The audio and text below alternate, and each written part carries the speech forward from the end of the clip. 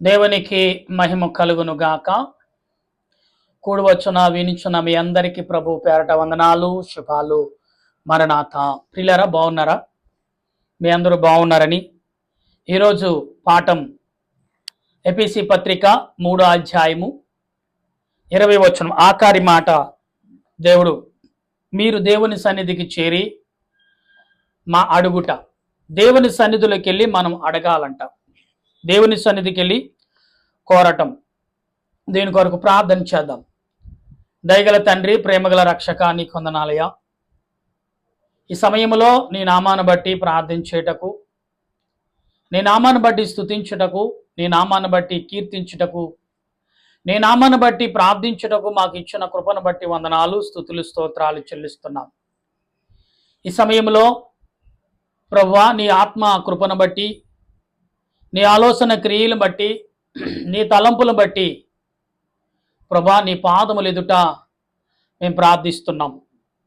మా ప్రార్థన యావత్తు కూడా నువ్వు అంగీకరించి బలపరిచి మహిమ పొందమని ఈ సమయంలో ప్రభువా, నీ నామాన్ని బట్టి మేము ప్రార్థన చేయుచుండగా, పరిశుద్ధాత్ముడా, నీ సన్నిధి మాకు తోడుగా ఉంచి నీ ఆలోచన క్రియలు, నీ తలంపులు యావత్తు కూడా నెరవేర్చి మహిమ పొందమని ఆత్మరక్షణకర్త అయిన దేవదేవిని పరిశుద్ధమైన నామములో దేవా అడుగుచు నీ దాసుడైన నేను నీ ఎదుట నిలుచున్నాను.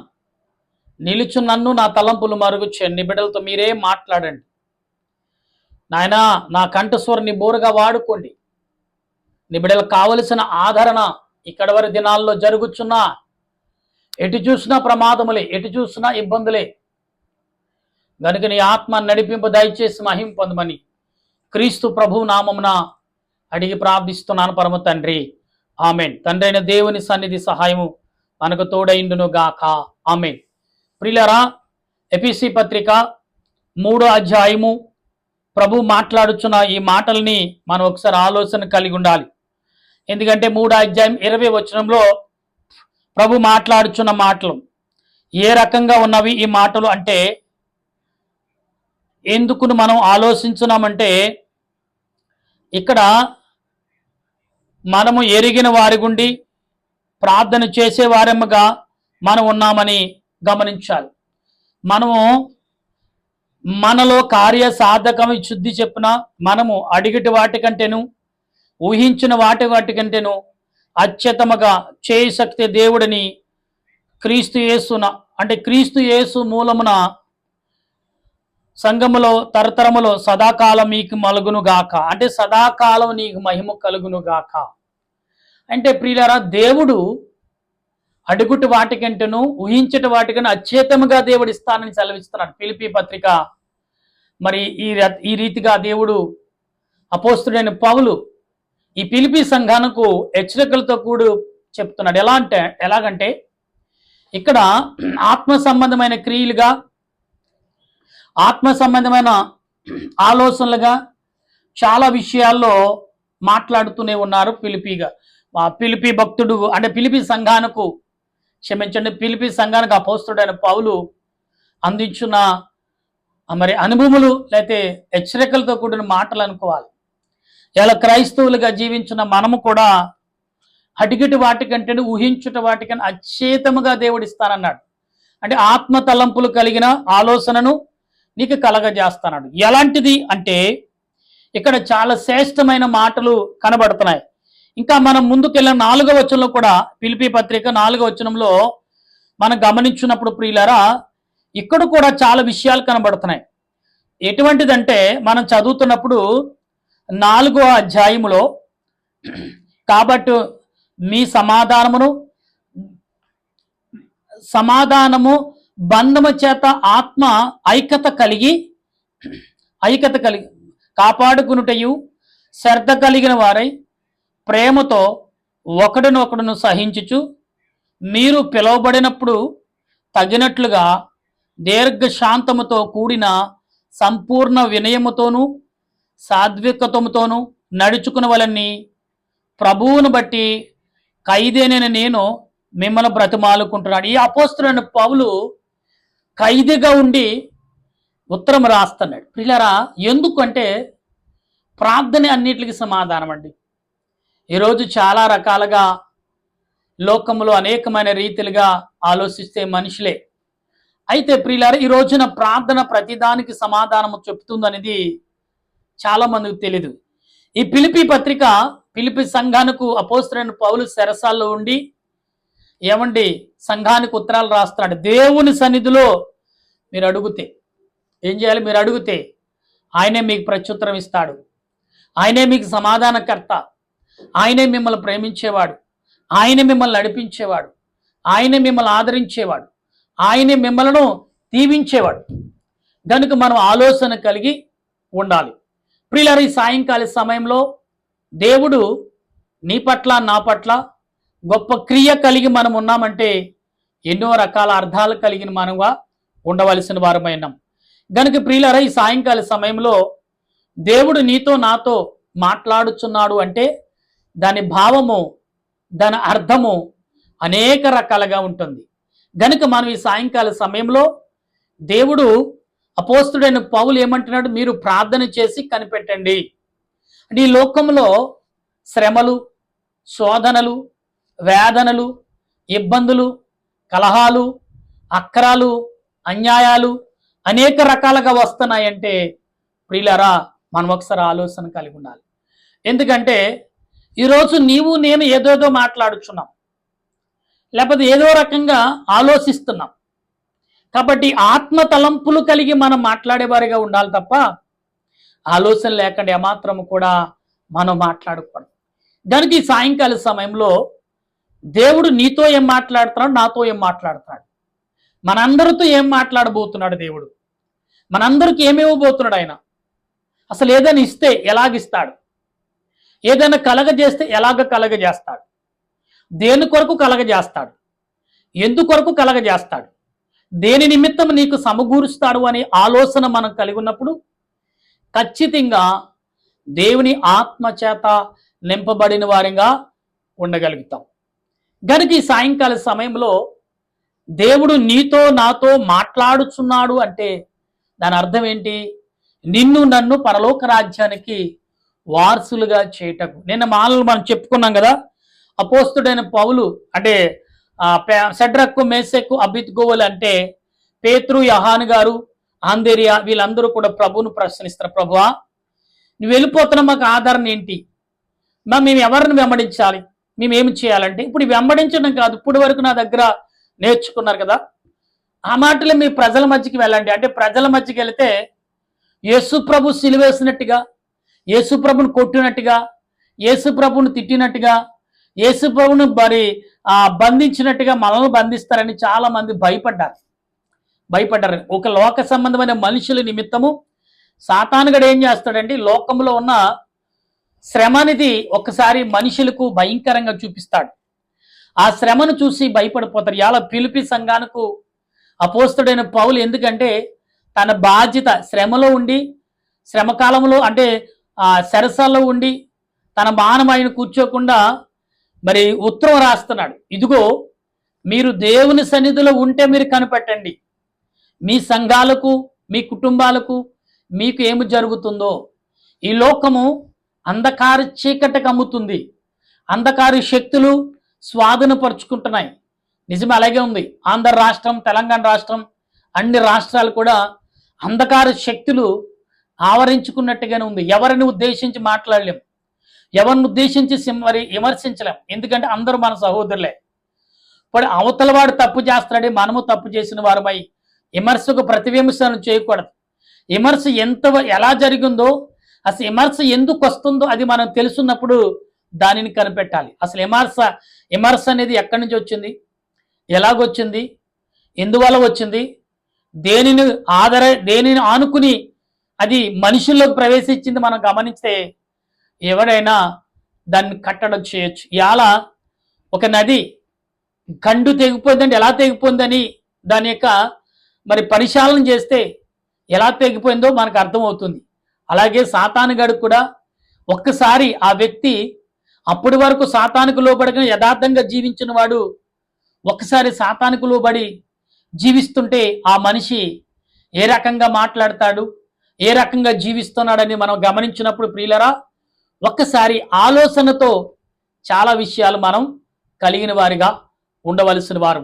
ప్రియులారి, సాయంకాల సమయంలో దేవుడు నీతో నాతో మాట్లాడుచున్నాడంటే దాని భావం ఏంటో మనం తెలుసుకోవడానికి ప్రయత్నం చేద్దాం. కాబట్టి ఈ సాయంకాల సమయంలో ప్రభువైన యేసుక్రీస్తు తండ్రి అయిన దేవుడు నీతో నాతో మాట్లాడుచున్నారు. ఎలాగంటే ఆత్మ సంబంధమైన మాటలు, ఆత్మ సంబంధమైన క్రియలు, ఆత్మ సంబంధమైన తలంపులు. అందుకనే అపోస్తుడైన పౌలు ఫిలిప్పీ సంఘానికి రాస్తున్న మాటలు, ఫిలిప్పీ యొక్క పట్టణానికి రాస్తున్నాడు. సంఘాల కంటే పట్టణాలు ఆనాడు అన్ని కూడా క్రైస్తవ కుటుంబాలుగా ఉన్నారు. ఈనాడైతే దురాత్మ అంధకార శక్తులు క్రైస్తవులను కూడా వీడు ఎలా చిక్కుతాడా, ఎలాగో నాకు లోబడతాడా అని ఏదో ఒక భ్రమ చూపించి, అదే ధనమో బంగారమో పేరు లేదా గొప్ప సంఘమో లేదా మరొక స్త్రీ రూపంలో మరొక రీతిగా ఎన్నో ఊహించిన రీతులు. అసలు మొదటగా చూడాలంటే మంచి పేరు కావాలని, మంచి బంగళా ఉండాలని, మంచి ఆస్తి ఉండాలని, మంచి సంఘం పొగడాలని, లేదంటే మంచి పేరు కావాలని, లేదా మంచి స్థాయిలో ఇంటర్నేషనల్ లెవెల్లో ఉండాలని ఈ రకమైన ఆశలు పుట్టిస్తూ ఉంటాడు. అప్పుడు వారు ఏం చేస్తున్నారంటే, అప్పుడు అలాంటప్పుడు సాతాన్ గారు కూడా సహకరించి కార్యాలు ఆలస్యముకు దేవుడిదైతే ఆలస్యంగా దృఢంగా చేస్తాడు. సాతాన్ గారు వెంటనే ప్రార్థన చేయగానే వెంటనే కార్యాలు జరగకపోవటం. కానీ అది ఎప్పటి వరకు ఉంటుందో ఎలాగుంటుందో తెలీదు. ప్రభు కార్యం చేస్తే కదలదు, తోచివేయబడదు, స్థిరకాలం నీతో ఉంటుంది. అది ప్రభు చేసే పని. కానీ ఇవాళ సాతాను గడి చేసే పని ఎలాగుంది తెలుసా? ఏమండి, ప్రార్థన చేసిన మళ్ళీ కార్యం జరిగిపోవటం. పిల్లరా, ఒకసారి ఒక కార్యం జరగాలంటే మనం గవర్నమెంట్ దగ్గర ఒక లెటర్ పెట్టుకున్నప్పుడు గవర్నమెంట్ ఎప్పటికి ఎలాగొస్తుందో అది ఇచ్చిందంటే, గవర్నమెంట్ ఒక పర్మిషన్ కానీ మనకి ఇచ్చిందంటే దాన్ని ఎవరు కూడా కొట్టివేయటకుండా. అందుకే గవర్నమెంట్ 100కు 4 సార్లు సర్వే చేసి దానిని చూసి కరెక్టా కాదా, అవునా కాదా అని నీకు నాకు గుడ్డుగా నమ్మి ఏ పని చేయదు. దేవుడు కూడా అంతే.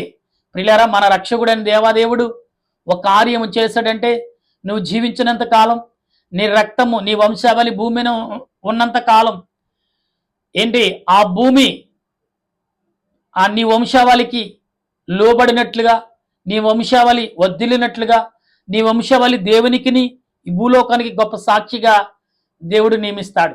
అలాంటి కార్యాలు ఆయన చేస్తాడు. ఏదో అన్నారు, ప్రార్థన చేశారు, జరగలేదని ఈ సేవకుడిని చెప్పి మరొక సేవకుడు, ఈ కార్యం చెప్పి మరొక సేవకుడు వెళ్తూ ఉంటున్నారు. ప్రియులారా, ఈరోజు చాలా రకాల అదే జరుగుతుంది. ఈరోజు మేము ఇలాగా మరి 4 గోడల మధ్య నుండి ఈ రకంగా మాట్లాడే కారణం ఏంటంటే, ఇవాళ కార్పొరేట్ సంఘాలు ఏమండి ఏసీల రూములు విశ్వాసులు అలవాటు పడ్డారు.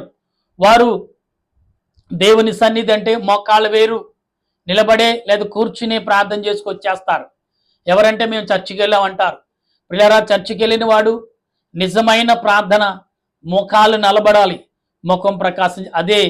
అందుకే అన్నాడు ప్రభు, సాతాను గడి చేతికి చిక్కిన వారు ఎంతమంది, చిక్కన వారు ఎంతమంది. ఇవాళ వాక్యములో ప్రశ్నిస్తున్న మాటలు అదే. ఇదిగో ఈ ఫిలిప్పీ సంఘానికి అపోస్తుడైన పౌలు సరసాల్లో ఉండి జైల్లో ఉండి రాస్తున్న ఉత్తరం ఎంత గొప్పగా ఉందంటే, చదువుతున్నప్పుడు శరీరం ఒకటే, ఆత్మీయ ఒకటే, ఆ ప్రకారమే మీ పిలిపి విషయమై ఒక్కటే నిరక్షణై ఉండున్నట్లు పిలువబడుతారు. అంటే మీరు ఎలా పిలువబడ్డారంటే, ఒకే మాట కొరకు, ఒకే విషయం కొరకు, ఒకే తలంపు కొరకు, ఒకే ఆలోచన కొరకు, ఒకే క్రియ కొరకు, ఒకే పని కొరకు మీరు నియమించబడ్డారు. ఆ నియమం మర్చిపోయి నా పిల్లలు, నా భార్య, నా కుటుంబం, ఈ లోకం, నా బంధుమిత్రులు అనుకుంటే మంచిదే, కాదంట్లా అందరిని కోరుకోమంటున్నాడు దేవుడు. కానీ అది ఎందుకు చేస్తున్నాం? వారంతట వారు ఉన్నారు కదా. దేవుడు మొదట నిన్ను నిలబెడతాడు, తర్వాత ఎప్పుడు ఎలాగ వాడుకోలో అది చేస్తాడు. ఈ రోజున చాలా రకాల మాటలు వింటూనే ఉన్నాం.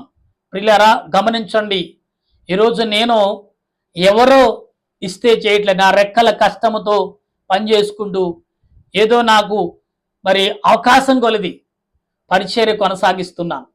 ప్రియులారా, మరణాత ప్రార్థన సన్నిధిని ఆనాడు దేవదాసయ్య గారు పిలిచి, అబ్బాయి పరిచర్య చేయండి అబ్బాయి అంటే ప్రభువా అయ్యా మేము చేయగలమంటే నేనుంటాను అబ్బాయి మీరు చేయండి అన్నారు. ఆ మాట తీసుకుని ఈనాడు వరకు కూడా ఎంతోమంది ఎన్నో రకాలుగా శ్రమలు పడ్డాం, ఎన్నో రకాల మాటలు పడుతూనే ఉన్నాం. అయినప్పుడు కూడా జీవితం మీద ఎప్పుడు కూడా ఎరతో పుట్టలేదు. ఒకవేళ బయట ఎక్కడైనా ఏ విషయంలోనైనా మనసు గాయపడినప్పుడు కొన్ని నిమిషాలు దేవుని సన్నిధిలో మోకరించి ప్రార్థన చేస్తే మనస్సాన్ని దొరుకుతుంది. ప్రియులారా, మనుషులు ఇవ్వనది ఈ లోకం ఇవ్వనది ప్రభు సన్నిధిలో దొరుకుతుంది. అందుకే అన్నారు ప్రభు సన్నిధికి చేరి మొరపెట్టుట. ఈరోజు అంశం ఏంటి? ప్రభు సన్నిధిలో చేరి మొరపెట్టడని అపోస్తుడైన పౌలు ఫిలిప్పీ సంఘానికి హెచ్చరికతో కూడిన మాటలు రాశారు. ఈ రోజు వింటున్న నీవు గాని నేను గాని మనమందరము కూడా ప్రభు యొక్క సన్నిధిలో ప్రార్థన చేస్తే ఖచ్చితంగా కనిపెడదాం. ఎందుకంటే దేవుడు ఎన్ని రకాలుగా మనల్ని ఆశీర్వదిస్తున్నాడు, దేవుడు ఎన్ని రకాలుగా మనం దీవిస్తాడు, దేవుడు ఎన్ని రకాలుగా నిన్ను నన్ను ఆదరిస్తాడు, బలపరుస్తాడు, దీవిస్తాడు. ఈ విషయం మనం చాలా జాగ్రత్త కలిగి వినాలి. ఎందుకంటే దేవుడు ఆదరణకర్త, ఆలోచనకర్త, సమాధానకర్త. మన ప్రభువైన యేసుక్రీస్తు నమ్మదగిన వాడు, నీతిమంతుడు, నిజాతిమంతుడు, ఆలోచన కలిగిన వాడు, ఆత్మ తలంపులు కలిగిన వాడు. ఆయన నీ పట్ల నా పట్ల కృపతో బలమును సమకూర్చేవాడు. అటువంటి ఆయన ఎదుట మనం ఏమై ఉన్నాం? ఆయన ఎదుట ఏ రకంగా ఉన్నాం? ఆయన ఎదుట ఏ రకమైన ప్రార్థన చేస్తున్నాం? ఆయన ఎదుట ఏ రకమైన విజ్ఞాపన చేయగలుగుతున్నాం? ఆయన ఎదుట ఏ రకంగా మొరపెడుతున్నాం? ప్రియులారా, ఈ సాయంకాల సమయంలో ఇక్కడ ఫిలిప్పీ సంఘానికి 4వ అధ్యాయంలో చెప్పుచున్న మాటలు మనం చదువుతున్నప్పుడు ప్రభు ఒక్కడే, విశ్వాసం ఒకటే, బాప్తిసం ఒకటే, అందరకు తండ్రి అయిన దేవుడు ఒక్కడే. ఎస్, ఈ లోకం పరమాత్మ అంటారు, కొందరు పరమేశ్వర అంటారు. మహారాష్ట్రలో హిందీ వారైతే పరమేశ్వర అంటే ఆ దేవదేవుడిని కొలుస్తూ ఉంటారు, మొక్కుతూ ఉంటారు, ప్రార్థన చేస్తుంటారు. అక్కడ కూడా స్వార్థ అనేది బాగా ఎక్కువగా విస్తారంగా సాగుతుంది. కాబట్టి ఎందుకంటే ప్రియులరా, నిజమైన క్రియలు, నిజమైన కార్యములు ఈరోజు అందరూ ఒక్కడే, దేవుడు ఒక్కడే, ఆత్మ ఒకటే, ప్రార్థన ఒకటే, విజ్ఞాపన ఒకటే, వినయం ఒకటే, సమాధానము కూడా ఒకే రీతిగా ఉంటుంది. ప్రభు నమ్మినప్పుడు, ప్రభు దగ్గర సమాధానం వచ్చినప్పుడు ఎలాగుంటుందంటే, అది ఒకవేళ ప్రభు దగ్గర సమాధానం నిజంగా వచ్చిందనుకుందాం, నువ్వు నిజంగా చాలా ప్రార్థనా పరుడు అయి ఉండాలి. ఎన్నో సంవత్సరాల నుంచి దేవునికి ఏ వాళ్ళతో ప్రార్థన చేస్తే ఈ లోక శక్తులని, ఈ లోక అంధకార శక్తుల్ని చీల్చుకుని నీ ప్రార్థన వెళ్తుందంటే, నీ ప్రార్థన ఆయుధంగా మారుతుందంటే, వెంటనే ఆత్మ ఆయుధంగా మారి చీల్చుకుంటూ వెళ్ళిపోతుంది నీ ప్రార్థన. పరలోక దేవుడు వింటాడు. ఏంటి ఎలాగొచ్చావు అంటే, ప్రభువా ఇదిగో నాలో నేనున్న ఆత్మ, నేనున్న శరీరము ఘోషిస్తుంది కాబట్టి దేవా నన్ను ఆ ఆత్మలో నేను అతనిలో ఉండి మరి అతని యొక్క బాధను చూడలేకపోతున్నానని ఆత్మ ఒక ఖడ్గము వలె దూసుకు వెళ్ళిపోతూ దేవుని సన్నిధిలో మొరపెడుతుందంట. అది అపోస్తలుడైన పౌలు గమనించి, మీరు దేవుని సన్నిధిలో ఉన్నారా? అయితే కనిపెట్టండి, ప్రార్థన చేసి కనిపెట్టండి, దేవుడు ప్రత్యుత్తరం ఇస్తాడు. అపోస్తలుడైన పౌలు ఓరకనే ఉండలేదు, జైల్లో పెట్టేశారు అధికారులందరూ. కానీ దేవదూత వచ్చి తలుపులు తెరిచి ఊరు బయట వరకు కూడా దేవదూత నడిపించింది అపోస్తలుడైన పౌలుని. ఎందుకంటే దేవుని పని చేయవలసింది, దేవుని పని చేసే బలమున్నవాడు, శక్తి ఉన్నవాడు. కనుక ఈ సాయంకాల సమయంలో వింటున్న మీరు నేను లోకంలో సామాన్యమైన మనుషులం కాము. దేవుడు నీ పట్ల ఏదో కార్యం చేయబోతున్నాడు, నీ పట్ల ఏదో క్రియను చేయబోతున్నాడు దేవుడు, నీ పట్ల ఏదో కార్యమును చేయదలుచుకున్నాడు దేవుడు. అట్టి కార్యములో దేవుడు ఆత్మ తలంపులు కలిగి ఉన్నవాడై ఉన్నాడు. గనుక ఈ సాయంకాల సమయంలో నీవు గాని నేను గాని మనమందరము కూడా ఆత్మ తలంపులు కలిగి జీవించుచున్నవారు, ఆత్మ నడిపింపు కలిగి జీవించుచున్నవారు, ఆత్మ ఉద్దేశం కలిగి మాట్లాడుచున్నవారు, ఆత్మ క్రియలు కలిగి ప్రార్థించుచున్నవారు. అటువంటి మనం ఈ రోజున ఏ రీతిగా ప్రార్థన చేస్తున్నాం, ఏ రీతిగా విజ్ఞాపన చేస్తున్నాం, ఏ రీతిగా ప్రభువును మొరపెడుతున్నాం, ఏ రీతిగా ఆరాధన చేస్తున్నాం ప్రభుని, ఈ విషయాలన్నీ కూడా చాలా మంది తెలుసుకోవాలి.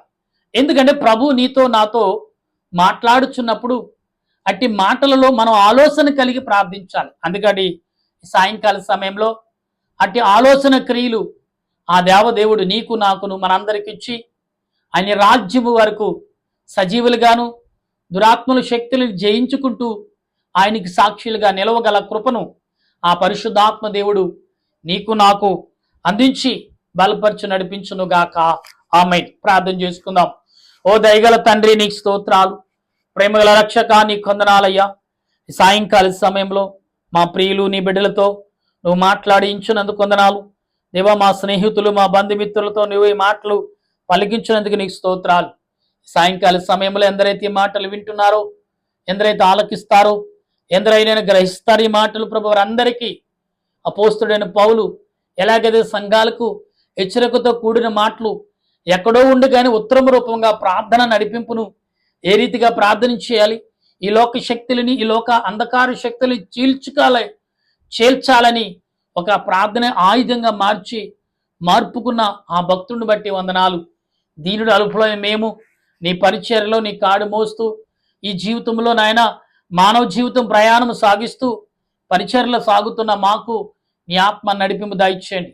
ఈ మంగళవారం, రేపు మంగళవారం ప్రభా, ఇదిగో తండ్రి 6 నెలలు పూర్తయి 7వ నెలలోకి వచ్చేసాం.